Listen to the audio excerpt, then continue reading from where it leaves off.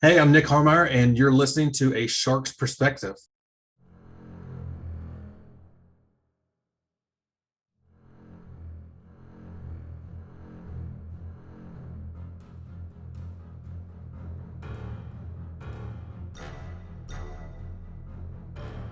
Welcome back, and thank you for joining A Shark's Perspective. I am Kenneth Kinney, but friends call me Shark. I'm a keynote speaker, strategist, a shark diver, host of this show, and your chief shark officer.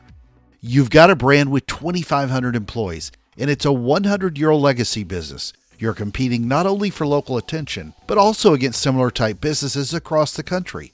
Now picture those employees as actual animals, and the business is a zoo.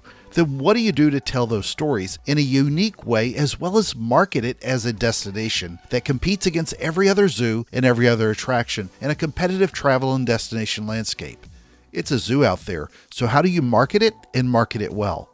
Nick Harmeier is the Chief Marketing Officer of the Memphis Zoo, one of the most highly rated zoos in the U.S. And on this episode, we'll discuss what it's like to market a zoo, competing for out-of-town and in-town traffic against other zoos in the country, as well as other venues and experiences in any good market. Kind-hearted people with a love for animals, having a marketing differentiator, being one of the very few zoos to have pandas, Lily and Yaya, transparency to build trust, the importance of reviews and social media in a digital marketing world, telling 2,500 unique stories, Billie Eilish, Quentin Rampage Jackson, taking MMA to the NASDAQ, zoo movies, cheetahs, Sumatran tigers, more sharks needed, and a lot more. So let's tune into a marketing zookeeper with a marketing shark keeper on this episode of A Shark's Perspective.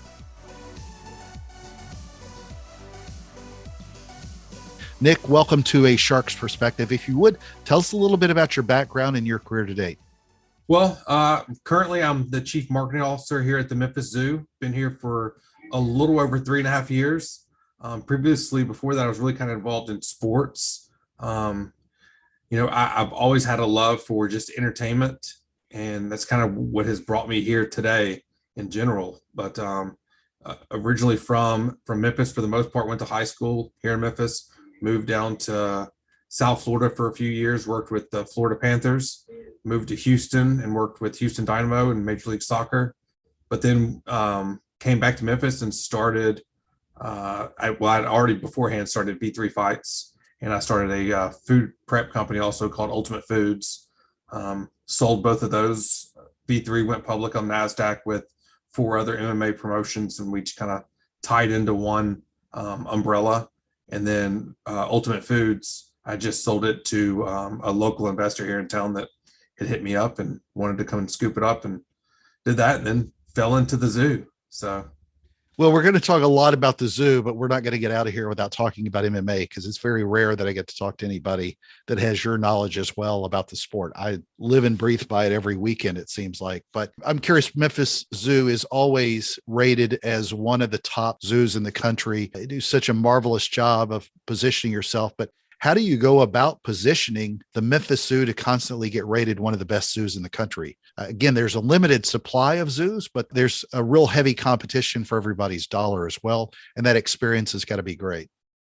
yeah, I mean, I'm really lucky in this position because the zoo's been a top zoo way before I got here.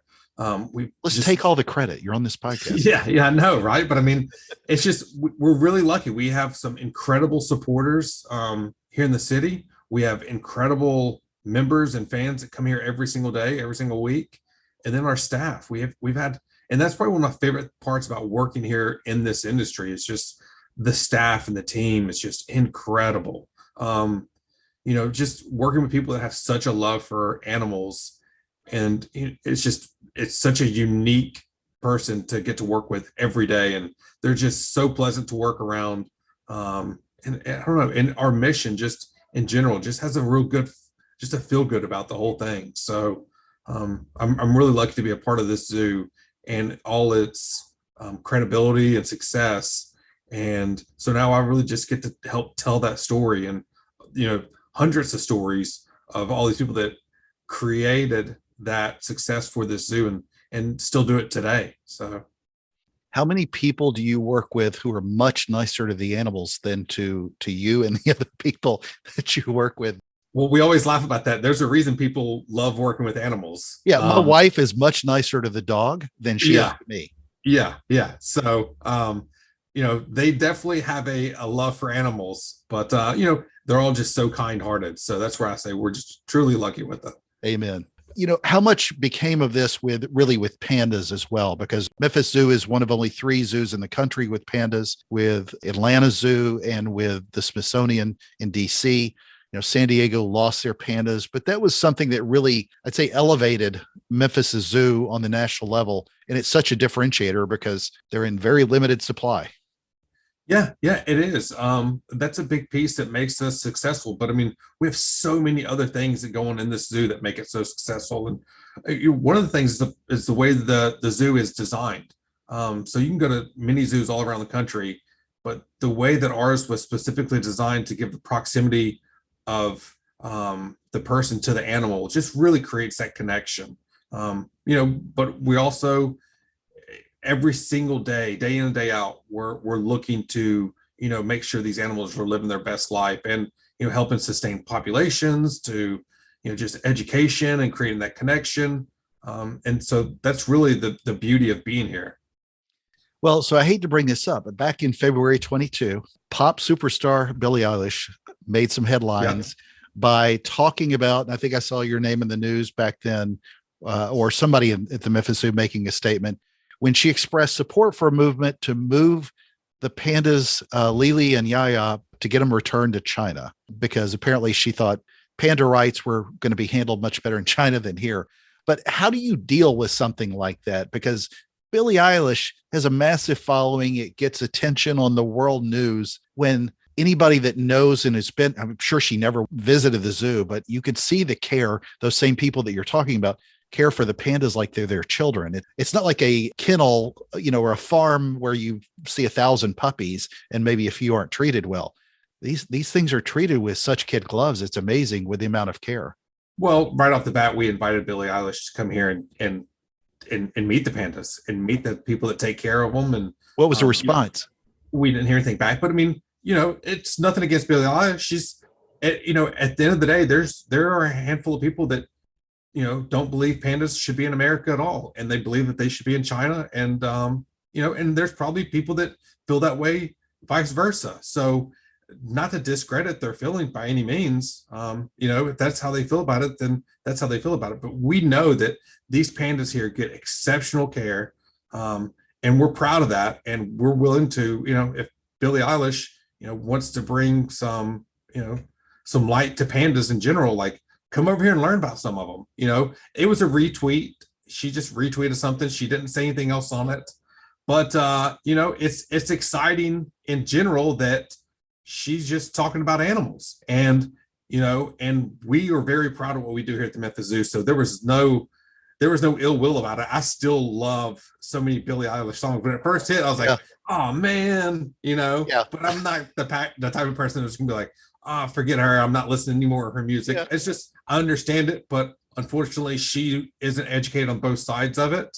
So and we invited her out and her team, and that's why we have the panda cams, and we're very transparent about the care that goes on with these pandas, and we're proud of it. And China, they're proud of our program that we've built with them too. So altogether, it's been a very successful program all across the world with panda breeding and panda research, to where today they're now a sustainable population of pandas in the world.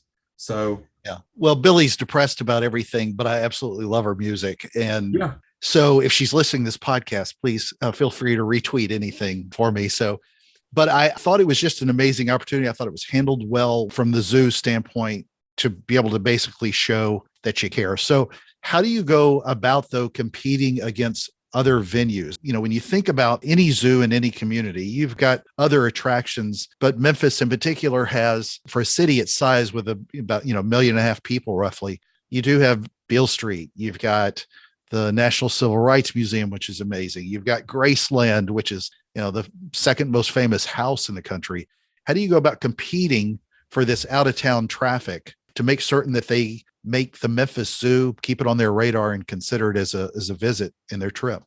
I mean, the hope is we can just be in that top three. So if someone's coming in town to visit the Civil Rights Museum, hopefully we can be a part of that journey when they come and hit Sun Studio or Stax and so forth. But I mean, we don't really look at it as competition either. You're going to learn different things at different places, and at the end of the day, it's really just about educating and getting the message out there. But with us, also, it's business. There's a business aspect to it, and the best way you can per se compete is focus on yourself. Same thing in the fight game or whatever, whatever you're in, you just focus on yourself and stay true to it. And, make sure that, as a zoo, we're taking care of, our team, we're taking care of, our members, our donors, every aspect, the animals, every aspect of our property. Then, it creates that environment that people want to come and visit. So how do you look at your local audience? Because for every zoo in every city, there's not a lot of new zoos popping up. It's really competing against other venues like that. How do you sort of keep the rest of the community engaged in, I don't know how long the Memphis Zoo's been there, but I'm sure it's 50, 75 years, however long it's been there. It's the way it is in most cities that have historical zoos. But how do you sort of keep the community engaged in knowing what's going on with the Memphis Zoo? Well, first, we've been here since 1906. So okay. We've made it through a previous pandemic, 100 years ago. So, this is where we're really lucky, and I'm really lucky in the marketing role because it's kind of easy with animals. One, there's a lot of cute, cuddly animals. In the day of social media and videos, we can get that content out and get people very excited very quickly about it. But then we have a lot of exotic animals too that might not be cute and cuddly, but how often do you get to walk up and see a Sumatran tiger? Less than 200 in the wild, and we have a breeding program here at the Memphis Zoo with them, which, one, it's neat that you get to see this very rare animal, but two, knowing that your admission into the zoo that day or your membership in that zoo that for that day or that year is helping support this program that is trying to sustain this population of specific tigers. So it's relatively easy to get people engaged because it is animals, but it's just the key for us is just content, good content that is up to date and that we can use our social media channels to help push it out there. I follow several of the different social media channels, but what's really been sort of the most successful? Is it, the images on a Facebook and an Instagram, or is it more, reels and TikTok short videos that you find to be a real driver for your business and telling your story? It depends. It depends on who you're trying to target. Obviously, Facebook is going to hit, Facebook and Twitter is going to hit an older demographic. TikTok, we know what demographic that goes after. It's a much younger demographic. TikTok has really changed so much with videos because in the past you always had 15, 30-second videos you made, but now we're creating videos and they're 3 to 5 seconds. So it's been fun in this digital world today because it's ever so changing, ever so fast, not only from the content you're putting out, first it was, pictures, good clean pictures. Now it has to be videos and animations.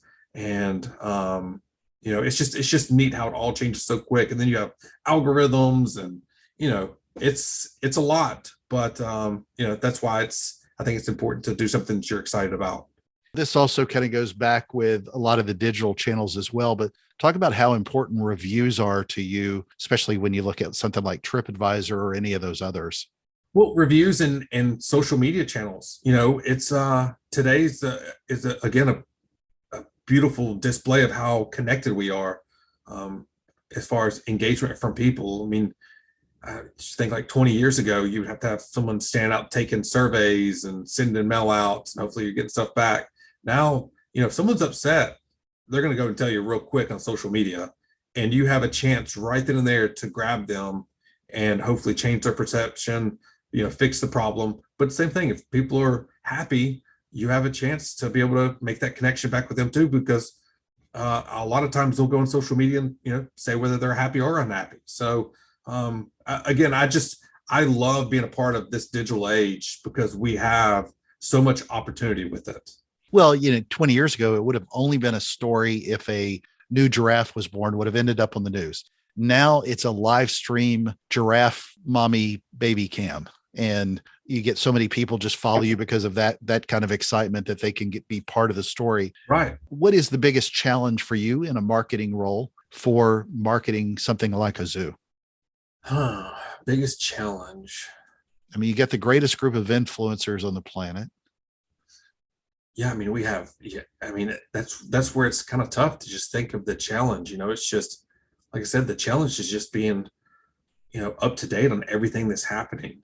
It's, but that's not even that challenging because, you can't be great at everything, but you can find definitely the people to help you do that stuff. But I would say probably one of the challenges to us, it's just, there's just so many stories to tell.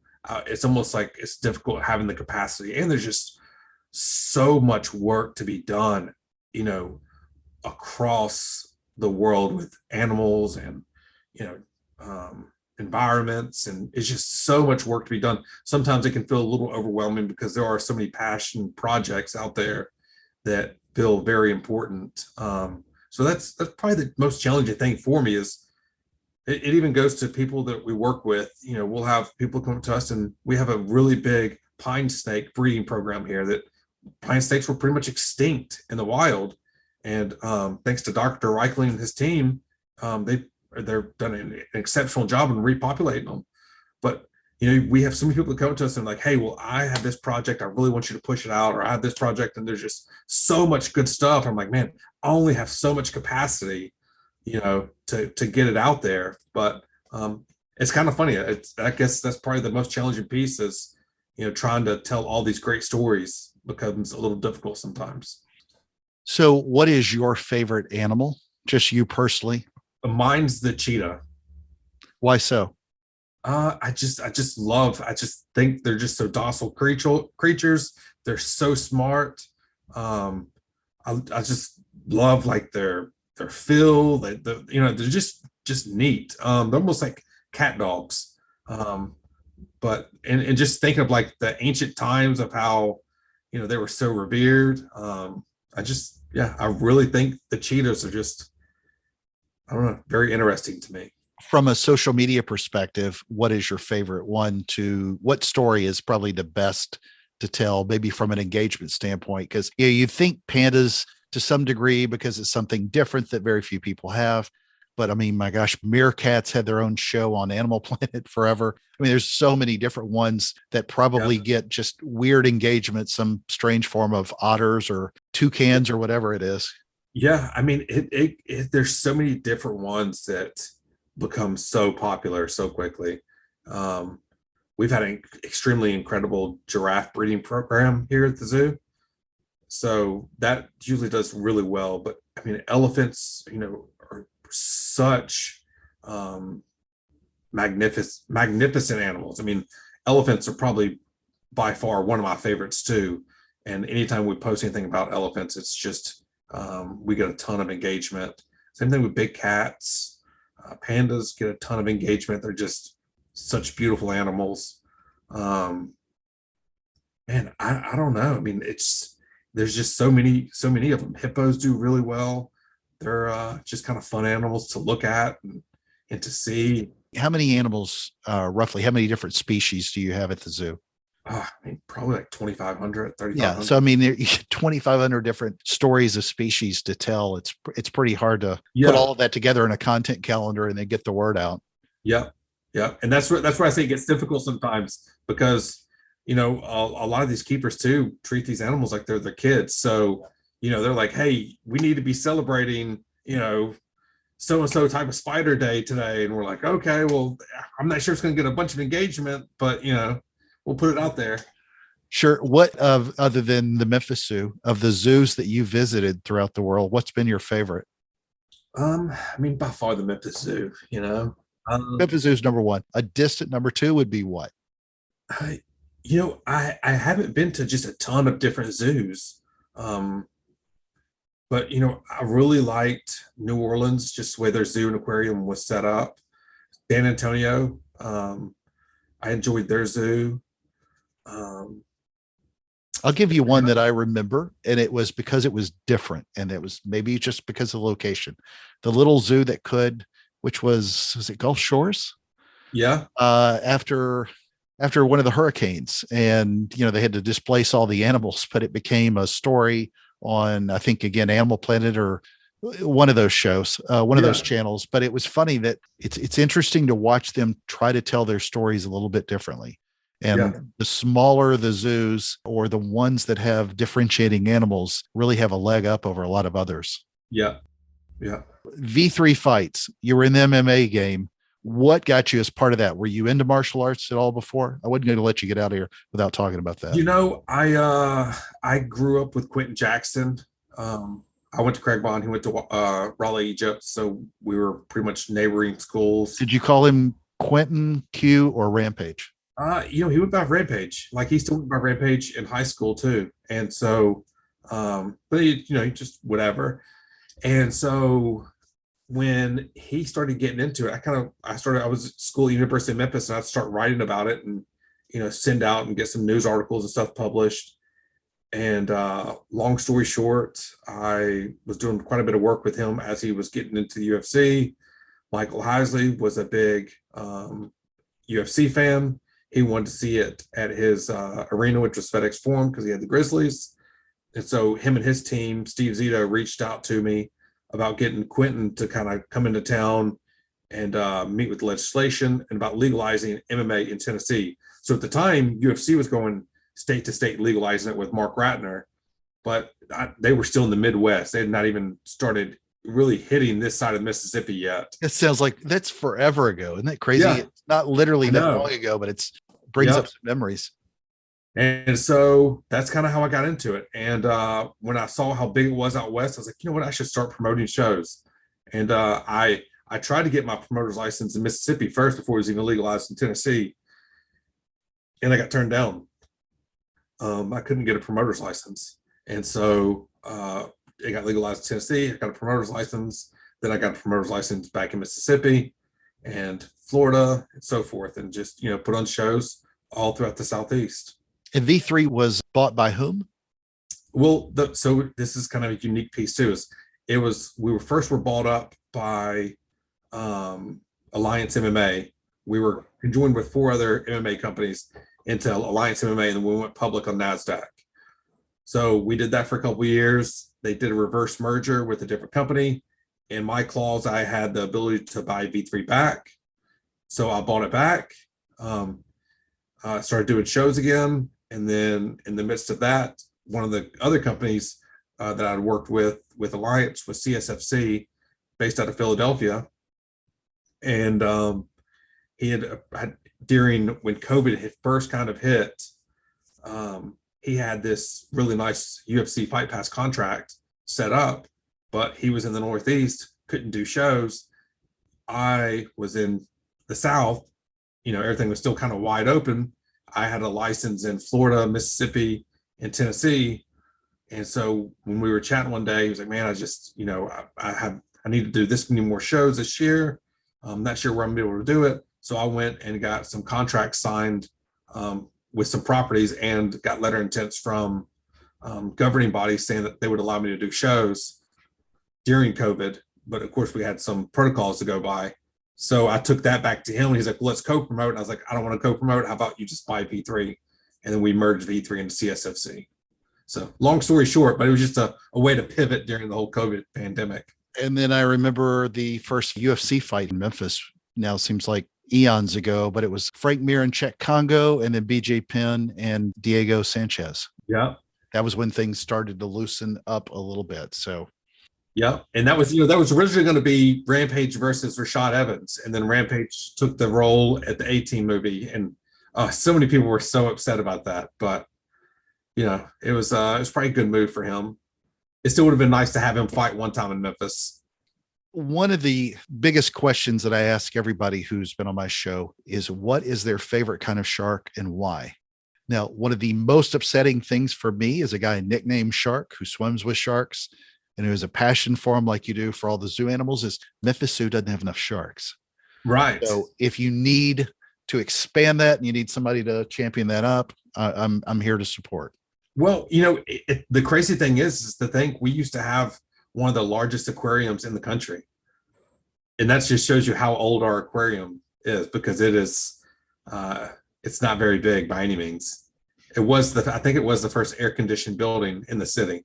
Well, you did live in Florida. So what is your favorite kind of shark and why? You got kids too. Um, So there's got to be a baby shark story in there somewhere. yeah, you would think there would be. I mean, in general, like sharks, like what a cool creature too. But I would say probably tiger sharks. One of my favorites to swim with, Yeah, just north of Miami. So, all right. Well, Nick, it's that special time in the show. Are you ready for the 5 most interesting and important questions that you're going to be asked today? I'm ready. So we're going to start off on this UFC middleweights. So we're going to talk a little bit about MMA, greatest middleweight in history, Israel Adesanya or Anderson Silva. Oh, I mean, I'm gonna sound like an old guy here, but it has to be Silva. And it would have been had we been able to forget the last, 5 years he should have retired after he broke his leg. Well, that's. I mean, what champion knows when to call it quits? That's why you become a He champion. is the opposite of knowing when he was supposed to quit.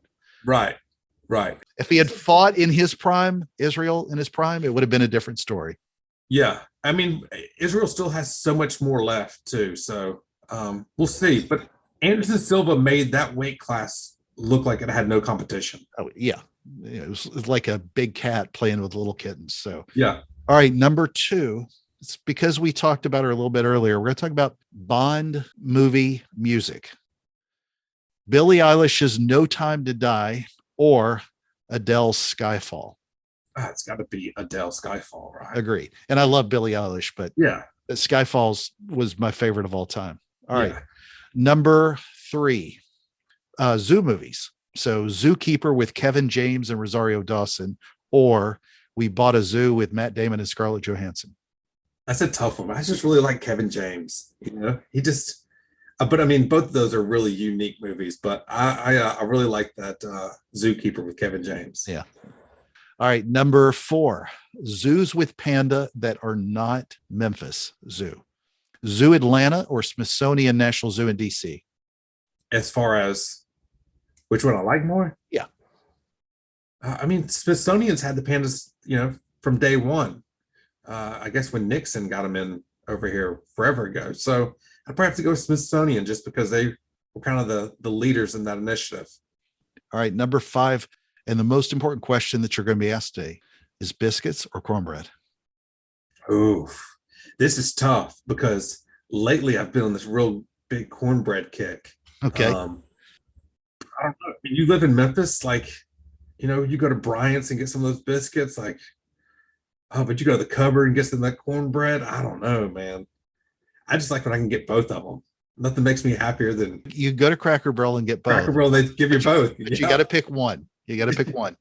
I would go with right now in my life, I would go with cornbread. Okay. Right now, 10 years. This time in my life, I would go with cornbread. All right. So, Nick, where can people find out more about you, find out more about the zoo, keep up with you on social channels and more? Yeah, I mean, I've really kind of just been keeping low on LinkedIn lately. I don't know. I've kind of had this social media kick a little bit. That I just really kind of have been really more about talking about the professional side of me than the personal side of me. And then MemphisZoo.org, of course, we have everything there. Facebook, Instagram, TikTok, YouTube's all Memphis Zoo. So I mean, we keep that content, coming out every single day. So there's always something to see on one of those channels. Well, I got you up on a stage in 2021. Did you promote that on LinkedIn of yourself being on stage?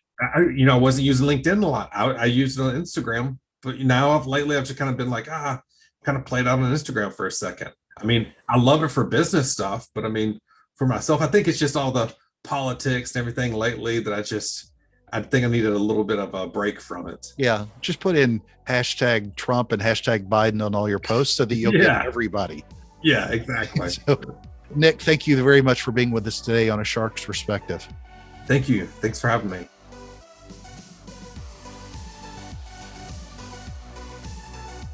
So there was my conversation with Nick Harmeier, the Chief Marketing Officer of the Memphis Zoo.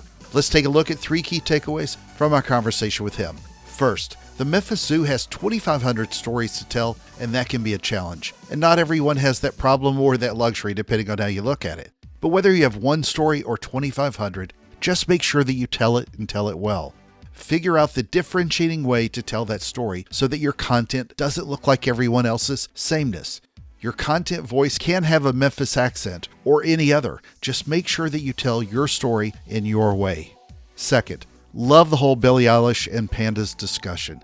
It's a great example of showing people that you care, and you can build so much trust through transparency. And when you have that going for you in your brand and your business, don't cower from the attention. Be proud of it, bring light to it, help educate. And in full transparency, I love me some Billie Eilish music. Third, love it when he said to focus on yourself and stay true to it. It's very easy for all brands to get diverted by bright, shiny object syndrome, but the more that you perfect your core focus, the more attracted people are to what you do well. And then go market that. There are hundreds of zoos in the U.S., but only a very few are as beloved as the Memphis Zoo. And it's not just the packaging of the zoo. It's really because they made the choice to deliver on a great experience to make it a great zoo. Got a question? Send me an email to kenneth@asharksperspective.com. Thank you again for the privilege of your time, and I'm so thankful to everyone who listens. Please consider writing a review and letting me know your thoughts on the show. Learn as much as you can about the ethical treatment of animals, and then go support your local zoo. They have a great one in Memphis.